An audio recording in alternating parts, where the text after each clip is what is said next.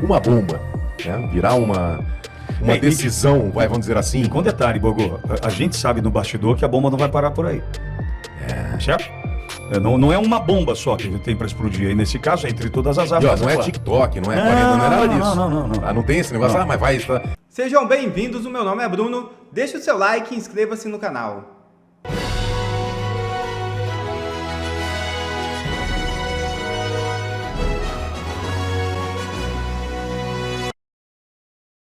Quatro pastas do governo Trump estão analisando sanções a Moraes. É isso mesmo. O ministro Alexandre de Moraes está sendo alvo de análises em 4 importantes departamentos do governo norte-americano, após críticas contundentes feitas por figuras próximas ao presidente Donald Trump. Jason Miller, conselheiro de Trump, declarou no último domingo que Moraes seria a maior ameaça à democracia no hemisfério ocidental, reforçando a tensão diplomática entre os dois países. As possíveis sanções ao magistrado, no entanto, seguem em ritmo cauteloso e dependem da avaliação de múltiplos setores da administração americana. A tramitação do caso está nas mãos do Departamento de Estado, comandado por Marco Rubio, que terá papel central na definição da postura diplomática dos Estados Unidos. Ainda como senador, Rubio classificou o bloqueio da rede social X, ordenada por Moraes, como uma manobra para minar as liberdades básicas no Brasil. Além disso, o Conselho de Segurança Nacional, atualmente sob liderança do coronel Mike Waltz, também está envolvido no processo. Waltz é conhecido por seu posicionamento crítico em relação à China e os governos com laços estreitos com o regime chinês, como o brasileiro, o que força a complexidade geopolítica do tema. Como uma eventual sanção poderia aplicar o congelamento de ativos financeiros, o Departamento do Tesouro dos Estados Unidos também está participando da análise. A equipe jurídica da presidência americana, por meio do White House Counsel, completa o grupo responsável por emitir pareceres sobre o caso. A decisão final caberá exclusivamente a Donald Trump, que só receberá o texto das sanções após a manifestação de todos os órgãos mencionados, podendo aprovar, sugerir mudanças ou rejeitar integralmente a proposta. Em busca de informações mais detalhadas sobre o contexto brasileiro, membros do governo americano mantiveram contato direto com o deputado licenciado Eduardo Bolsonaro e o jornalista Paulo Figueiredo, que relataram aspectos da atuação de Moraes. As críticas de Jason Miller se alinham às recentes declarações de Elon Musk, que além de ser o CEO da plataforma X, atualmente também lidera o Departamento de Eficiência Governamental na Casa Branca. Em fevereiro, Musk questionou publicamente se Moraes possui bem nos Estados Unidos, intensificando a pressão internacional sobre o ministro do STF. As sanções a Moraes estudadas pela Casa Branca, contudo, caminham aos poucos. Isso porque o texto é analisado por 4 departamentos dentro do próprio governo dos Estados Unidos. Essa informação é de Paulo Capelli, do portal Metrópolis. Por se tratar de uma questão diplomática, a Secretaria de Estado, comandada por Marco Rubio, precisa emitir um parecer. Quando o senador Rubio afirmou que o bloqueio da rede social X por Moraes era uma manobra para minar as liberdades básicas no Brasil. Chefiado pelo coronel Mike Waltz, o Conselho de Segurança Nacional também opinará sobre o tema. Waltz é crítico da China e tem restrições a governos que mantêm proximidade com o país, como é o brasileiro. Como a sanção a Moraes envolveria bloqueio financeiro ao ministro, o Departamento do Tesouro dos Estados Unidos tem sido consultado. O Conselho da Casa Branca, responsável por aconselhar juridicamente o presidente dos Estados Unidos, completa a lista dos departamentos envolvidos. Só após cada área emitir seu próprio parecer, seja dando aval, pedindo ajustes ou refutando o texto, o conteúdo deve chegar às mãos de Donald Trump, já com a posição de cada órgão. E aí caberá unicamente ao presidente dos Estados Unidos dar a palavra final sobre o assunto. Recentemente, em busca de mais informações, integrantes da Casa Branca entraram em contato com o deputado licenciado Eduardo Bolsonaro e com o jornalista Paulo Figueiredo para fazer perguntas sobre a atuação do ministro Alexandre de Moraes. Em março, Lindbergh Farias, do PT, chegou a pedir a apreensão do passaporte de Eduardo sob o argumento de que o parlamentar conspirava contra o país. A solicitação foi negada pelo STF. Fala, Bogo. Pinguim. A Casa Branca pedindo informação para o deputado perseguido pela ditadura, mais votado do Brasil, filho do presidente, Eduardo Bolsonaro, e para o Paulo Figueiredo. Essas serão as fontes para a Casa Branca. Pitoli, virá uma bomba, né? Virar uma uma decisão, vamos dizer assim. Com detalhe, Bogô, a gente sabe no bastidor que a bomba não vai parar por aí. Certo? Não é uma bomba só que tem para explodir. Aí, nesse caso, é entre todas as aspas. Não é TikTok, não é 40, não é nada disso. Não. Não tem esse negócio, mas vai. É que, gente, pensa comigo. O passaporte do Felipe Martins foi adulterado. Os Estados Unidos já sabe quem é a autoridade. Inclusive era um brasileiro naturalizado americano e tal. Coincidência ou não estou imputando nada nesse sentido. Uma coincidência. Parece que o delegado, o Shore, da Polícia Federal, estava nos Estados Unidos naquele período. E o que faz um brasileiro naturalizado lá inserir informações falsas no passaporte, que serviu, inclusive, tendo um jornalista, esse que é a Associação Brasileira de Imprensa, deve ser da mesma linha, né, que gosta de censurar o jornalismo, acabou participando ali, soltando uma informação que o Felipe Martins estaria nos Estados Unidos. Então, nós temos um brasileiro naturalizado americano que inseriu informações falsas sobre a viagem do Felipe Martins nos Estados Unidos, que serviu de justificativa, né, fundamentação para a prisão do Felipe Martins, que tinha como único objetivo forçá-lo, coagi-lo por pessoas, como disse o Gilmar Mendes, pervertidas, a fazer uma delação premiada. Mas delação do quê? Não tem, mas não precisa. Nós vimos no Coronel no CID, né, aonde eles iam lá 9 vezes, até ele falar o que as autoridades queriam. Até ameaçar o pai, a esposa, a filha mais velha. O próprio juiz, né, participando da colaboração premiada, que não pode, ou é o delegado ou é o Ministério Público. Mas enfim, é ditadura. Ditadura não tem respeito às regras, não tem respeito às normas. Eles podem lá, os ministros supremos do STJ, no evento da OAB lá em Madrid, eles podem falar o que eles quiserem. Porque eles fazem o que eles quiserem por enquanto. Por enquanto. Porque inserir informações falsas, imagina na questão de imigração dos Estados Unidos, que envolve segurança nacional. Do mesmo jeito que essa pessoa, esse brasileiro naturalizado americano, burlou o sistema americano, eles poderiam burlar com terrorista lá. Terrorista de verdade, né? Não isso que o Supremo fala que é terrorista, o homem do algodão doce, o pipoqueiro, não isso aí. Tá? Isso aí é safadeza. Tá? Terrorista. Eles poderiam burlar o sistema, colocando o povo americano numa questão de segurança nacional. Por isso vai dar problema. Virá. Tá? É uma questão de tempo, não é se vai acontecer. Vai. Detalhe, Bogô, a questão da chegada da fala do Jason Miller, que seguraram aqui no Brasil, quando ele era CEO do Getter, da rede do Donald Trump. Quando ele era CEO do Getter, ele não era do governo americano. Seguraram ele aqui. A exemplo do que fizeram com o Sérgio Tavares. Entretanto, foi na saída do Jason Miller. Fizeram um interrogatório sem o auxílio, como você auxiliou Sérgio Tavares. Fizeram um interrogatório em português. E o cidadão não fala português, o Jason Miller. Ou seja, ele foi humilhado, colocado numa situação onde ele não conseguia compreender o que estava acontecendo. E ele hoje é o principal homem, ou um dos principais aliados de Trump, próximos, conselheiro, é amigo do Trump. Imagine esse cara sabendo o que aconteceu aqui, sabendo o que ele viveu aqui, sabendo do bloqueio do X, das contas da Starlink, não é da conta do X, é da Starlink. Agora tem uma outra coisa, né, que a gente vai no limite do que a gente pode falar. Você acha que só isso eles fizeram?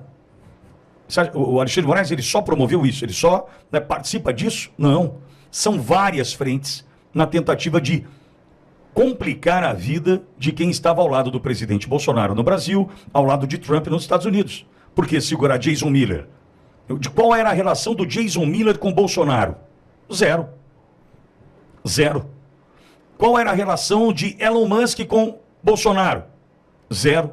Havia uma relação da plataforma com o período eleitoral no Brasil, de fundamental importância a rede social X no comunicado de políticos. Mas, de fato, a relação direta não existia. Então, Bogão, vamos lembrar, não tem só isso. Por exemplo, e aí eu vou pedir para o Sérgio Tavares fazer um convite para quem nos ouve, que ele está ali pronto para fazer um convite. Bogô, onde está o pendrive com 6 GB de informação do Glenn Greenwald? Você acha que isso aí acabou? Você acha que ele sumiu? Veja, covardia da Folha de São Paulo e covardia do jornalista, né? E covardia, cada um sabe onde aperta o sapato, tá? Foi ameaçado, quis parar, mas ele sabe o motivo pelo qual o Glenn desistiu de publicar o conteúdo do 6 GB. Mas alguém passou para ele, certo? Alguém passou para ele. Porque ele não teve acesso diretamente. Não, alguém passou essa informação. Você não caiu do céu, não. E será que essa pessoa que passou essa informação para ele passou? Então. Será que passou só para ele? Então, Você acha que isso para por aí? É o que eu estou tentando mostrar aqui é o seguinte, nessa minha fala. O Alexandre de Moraes, as decisões que foram tomadas ali, não tem só um caminho para ser tomado. Não é só uma coisa acontecendo. Não é só a morte do Clezão, não é só a prisão de inocentes, você entendeu? Vitória, as informações que o Glyn, que ele tem, tá? A primeira informação que ele deu já foi bombástica, né? A respeito da manipulação, usa Ele liberou criatividade quantos e tal. kilobytes ali? Certo. Nada, ele deu 3 linhas. Se ele foi, tá, ao que tudo indica, ameaçado para segurar, se houve covardia. Imagina um jornalista que foi lá, o hacker da Lava Jato, fez todo aquele estardalhaço, tem um currículo, aí ele se cala. Imagina o que não rolou, a pressão que não fizeram esse cara se calar. Porque é o nome dele, é a reputação dele. Não da Folha, porque a Folha, né, enfim, a foice. Mas desse jornalista é a reputação. Agora, imagina outro fato. Para fazerem essa pressão, para ele não falar, imagina o conteúdo do que não tem. Agora, seria muita inocência da nossa parte achar que só ele tem. Só o Glenn. Só ele recebeu. Vou mais longe. Vá. E se a pessoa que passou a informação para ele se resolver falar assim, ó, eu não vou mais passar para ninguém, eu vou falar. Existe a possibilidade. TikTok. Real possibilidade. Eu acho o seguinte, tá ficando divertido, mas eu sei que você, assim, né, como todos nós aqui, a gente quer resultado prático. Claro. Mas entenda, no domingo, Trump completa 90 dias de poder. Domingo, o cara completa 90 dias. E outra coisa. E olha só, o cara tá olhando para um todo. Né? E outra coisa. Esse problema não é um problema deles. Não. Isso é um problema nosso. Exato. Nós temos a esperança, nós cobramos, até porque eu falei isso lá atrás.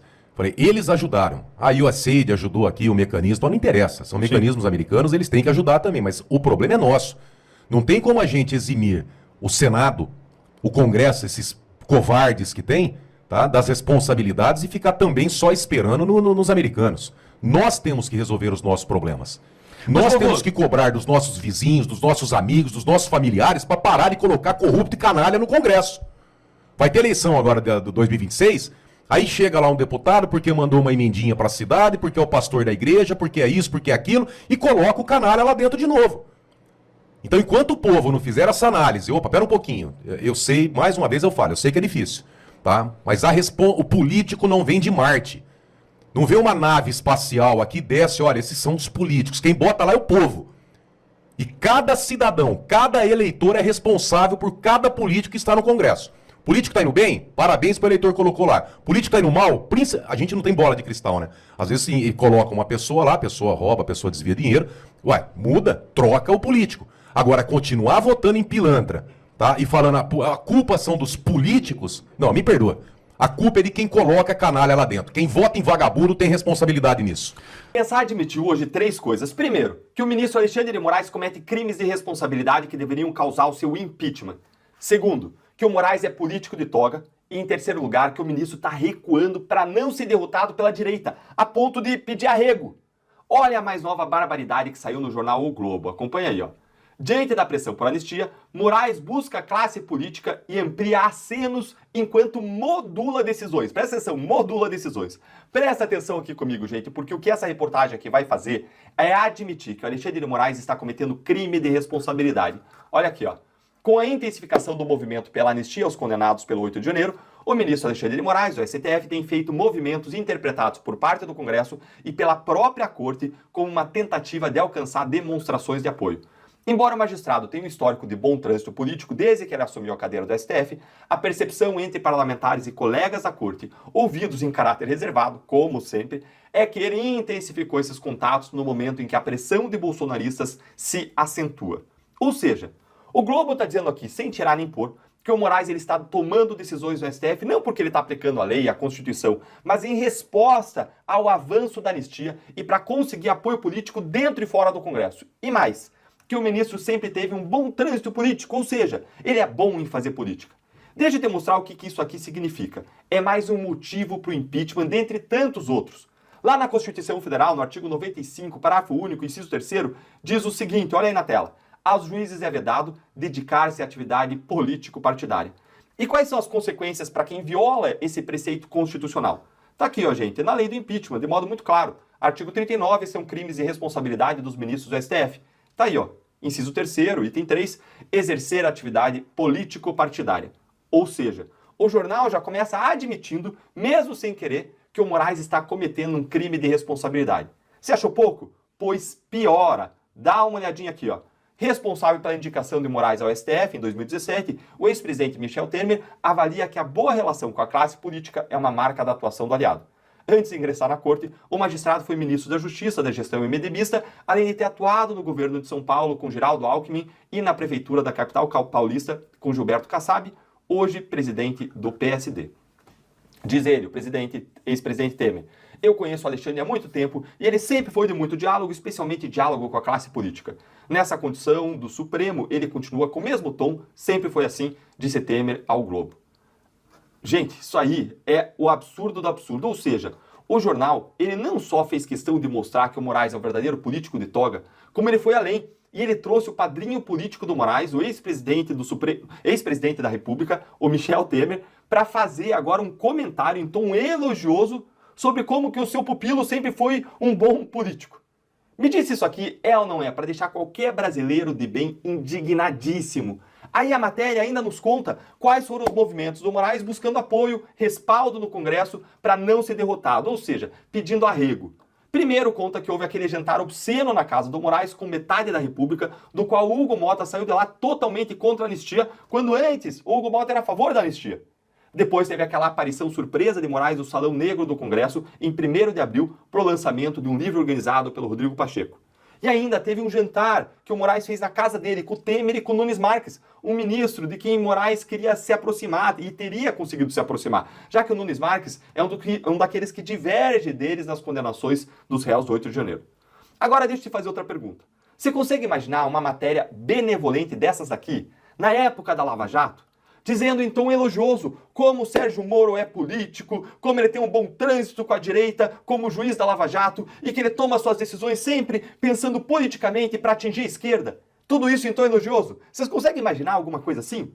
Na Lava Jato nada disso aconteceu, mas se acontecesse, a imprensa toda ia chamar isso de escândalo, ia cair matando.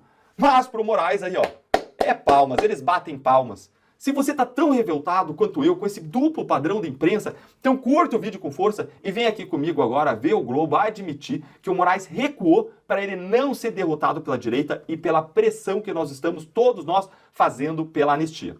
Olha aqui, além da aproximação com parlamentares, o Moraes tem feito gestos para não perder o respaldo dentro do próprio STF. No mês passado, ele decidiu tirar da prisão a mulher responsável por pichar uma estátua durante os atos golpistas, 2 dias após o ministro Luiz Fux questionar a pena de 14 anos que pode ser aplicada a ela. O movimento foi visto como uma forma de aplacar as críticas de que as punições a investigados que depredaram prédios públicos durante os 8 de janeiro têm sido punições excessivas. Além disso, o ministro autorizou na semana passada que 24 parlamentares visitem o ex-ministro Walter Braga Neto na prisão. O general, que foi vice na chapa de Bolsonaro na eleição de 22, está preso desde dezembro em uma unidade militar no Rio. Em ocasiões anteriores, o ministro impôs restrições para visitas a presos ligados à tentativa de golpe. No ano passado, Moraes chegou a vetar que a deputada Carla Zambelli se encontrasse com mulheres detidas no complexo da Papuda, lá em Brasília. Ou seja, gente, Moraes sentiu. E Moraes tomou essas decisões recuando, porque ele passou a se encontrar numa posição mais fraca do que ele estava antes. Porque, olha, quem tá forte, quem é invencível, não precisa fazer esse tipo de gesto, de aceno, de recuo. Como diz o próprio jornal, recuos. Moraes, ele viu como a repercussão pública dos seus abusos e a força da direita estavam causando o risco de ele perder até mesmo apoio dentro do Supremo, onde ele ainda é muito forte, apesar de tudo. E por isso é importante que a gente siga fazendo esse tipo de análise aqui, que tem 2 grandes objetivos. Primeiro, denunciar e criticar essa normalização que a imprensa faz dos ministros do STF simplesmente fazendo política. Mas, em segundo lugar, ajudar você da direita a nunca esquecer da força que você tem, da força que nós temos. A luta é árdua, a luta é difícil, o caminho é marcado por várias derrotas, por avanços e retrocessos. Agora vai, de repente não é mais bem assim, não vai. Mas os resultados demoram para chegar, mas chegam, uma hora eles vêm. E ao longo do tempo, a força das posições vai mudando. Eu gosto muito de uma análise que era feita pelo Carlos Fernando lá na Lava Jato. Ele falava, sabe quando a gente estuda aqueles vetores de forças da física, que tem setinha para cá, tantos graus, setinha para lá, tantas diferenças de força, e aí você tinha que calcular a resultante, porque um puxa para cá, outro puxa para lá, outro puxa para cima, outro puxa para baixo, e de tudo isso resulta um movimento numa direção, a depender de quem puxa mais e para qual lado puxa mais. Então, nós temos que puxar e puxar forte, porque puxar faz a diferença. O movimento da história vai vindo para o nosso lado. Você concorda comigo que a gente não pode desistir? Me conta aí sua opinião nos comentários, curte o vídeo para voz a nossa indignação conjunta contra a injustiça chegar mais longe. Não esquece, se inscreve no canal.